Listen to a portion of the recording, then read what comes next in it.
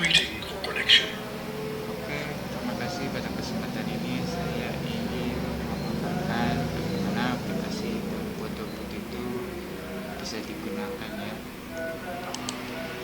Yang pertama adalah kita pastikan bahwa aplikasi yang di-download merupakan versi 4.1.2.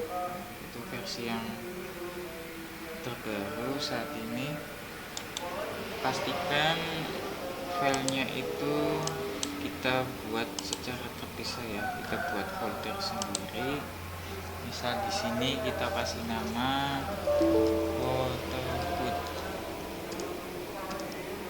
Kita pisahkan dari file yang lainnya, karena ini nanti akan mengekstrak dengan sendirinya file atau folder yang dia butuhkan. Oke, kita coba buka.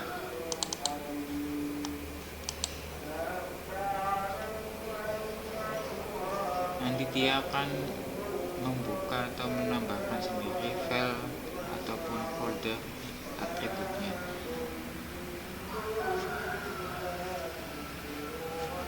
Oke, di sini sudah terbuka ya.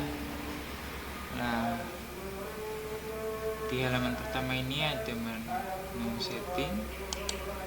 Nah, di setting ini kita bisa mengcustom tampilannya ya, mulai dari backgroundnya, headernya, terus kita bisa menambahkan sosial media, kita bisa mengaktifkan fitur full screen atau tidak ya.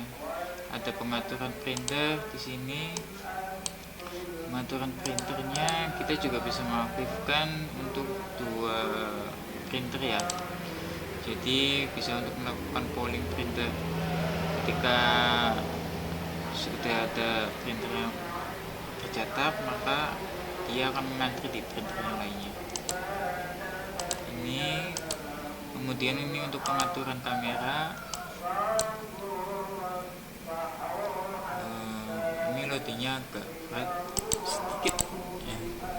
Ini kita bisa menampilkan kamera 0, ini biasanya kamera depannya atau webcam utama. Bisa juga dengan OBS, OBS-nya juga bisa terdetek. Oke.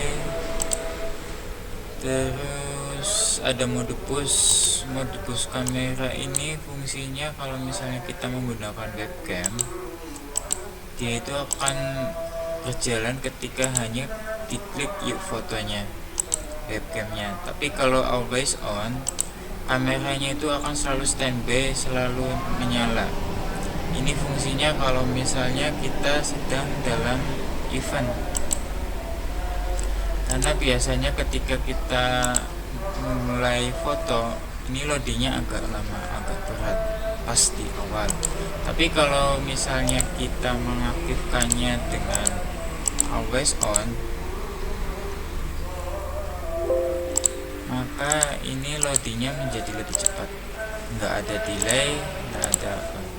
Tapi kalau misalnya kita mode bosnya kita setting biasa, maka ketika kita masuk klik view foto itu agak delay ya. Ini normal sebenarnya, tergantung dari spek masing-masing. Kemudian di sini ada pengaturan barcode display ya, nanti akan dijelaskan pas waktu ini ya. Jadi ada default, ada share lokal, ada custom. Nah, default ini barcode yang disetting secara default ya, itu hanya informasi tentang pemakaian aplikasi. Kemudian share lokal, dia akan membagi file secara jaringan. Atau custom ini bisa juga kita dengan settingan Google Drive atau OneDrive, kemudian linknya itu kita buat barcode. Oke, kemudian kita coba ya, ini ganti background. Ganti background itu kita pakai sampel backgroundnya, kita ganti ini. Terus kemudian headernya juga kita ganti ini. Kemudian sosial media, kita bisa menambahkan sosial medianya. Bisa di sini Donocraft, terus Donocraft, sini Donocraft. Oke, jadi tampilannya bisa di custom sedemikian rupa. Oke. Namun jika ingin mengembalikan ke semula, kita bisa mengganti menggunakan reset display seperti ini. Ya, kira-kira seperti itu. Kemudian di bagian pengaturan ini ada simpan folder output. Jadi outputnya itu bisa kita pisahkan sesuai dengan nama. Misal katakanlah untuk nama wedding atau yang lainnya. Oke. Kemudian ini ada template ya, ini kalau misalnya kita klik, ini ada beberapa template, sedikit saja, nggak usah banyak-banyak, karena nanti Anda bisa memasukkan sendiri template yang diinginkan. Untuk penambahan template bisa klik baru, kemudian pilih background. Ini ya, langsung pilih background. Ini saya coba download yang ini ya. Ini kita masukkan ke Photoshop dulu.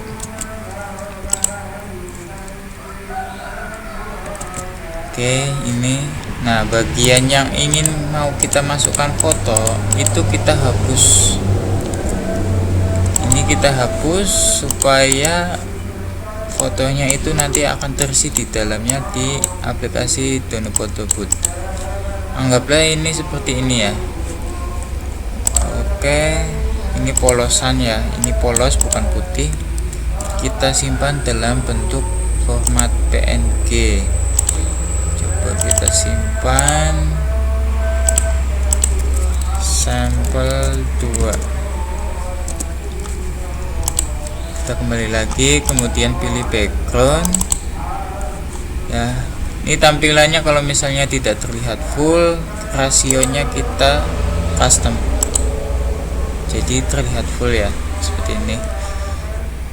Kemudian tambahkan frame, kita tempatkan frame 1, tambahkan lagi frame 2, tambahkan lagi frame 3.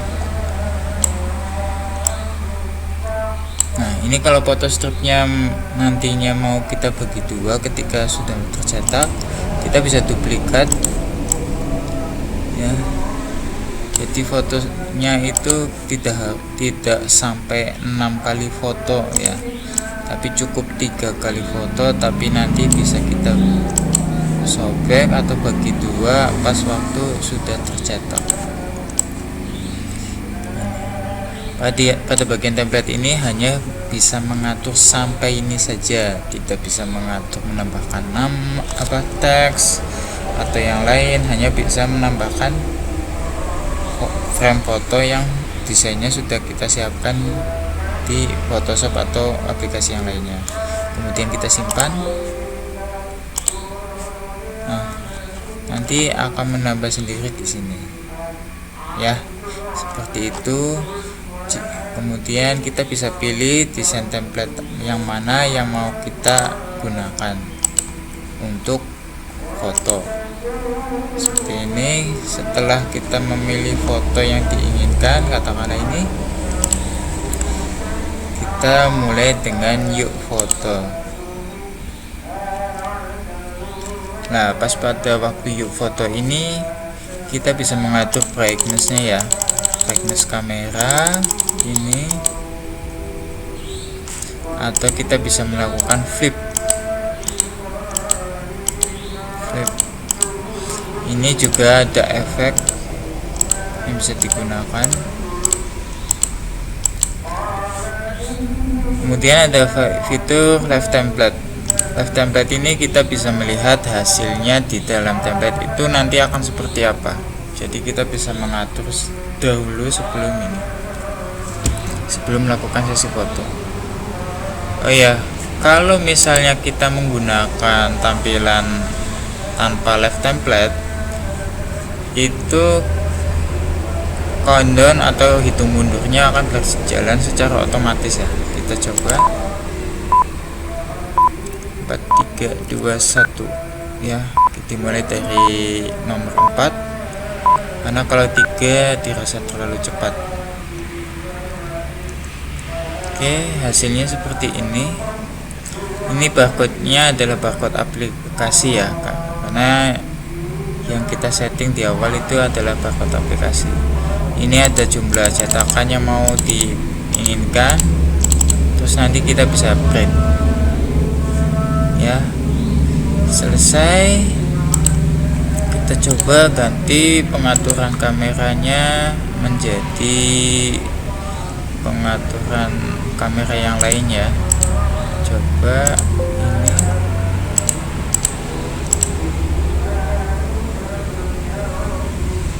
Ya, ini adalah tampilan webcam.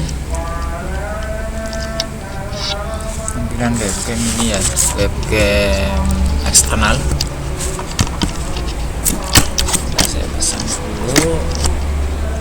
Oke, seperti ini. Ini saya gunakan Ukraine ya, Ukraine atau Ukraine.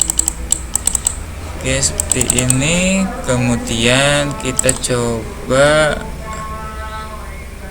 dengan tampilan live template. Ini live template nya kita aktifkan, kemudian kita klik mulai foto.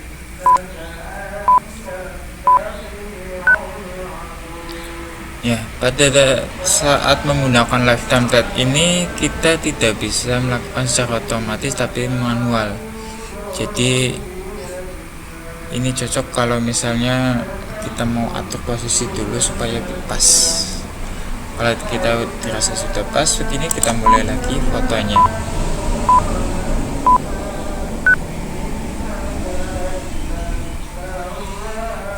Oke, seperti itu. Kemudian pada pengaturan ini ya, barcode display. Ketika barcode display itu share lokal, kita simpan. Ini ada notifikasi firewall. Ini untuk mengizinkan aplikasi supaya bisa mengakses jaringan secara terbuka. Nanti pada kesempatan selanjutnya saya akan bagikan bagaimana caranya supaya barcode-nya itu bisa kita gunakan baik di jaringan maupun di Google Drive. Oke, cukup sekian. Oh iya, ini ada album ya. Ini kita bisa memilih daftar foto yang sudah dibuat. Kita klik saja, kita bisa lakukan print ulang. Oke, cukup sekian dari saya dan terima kasih.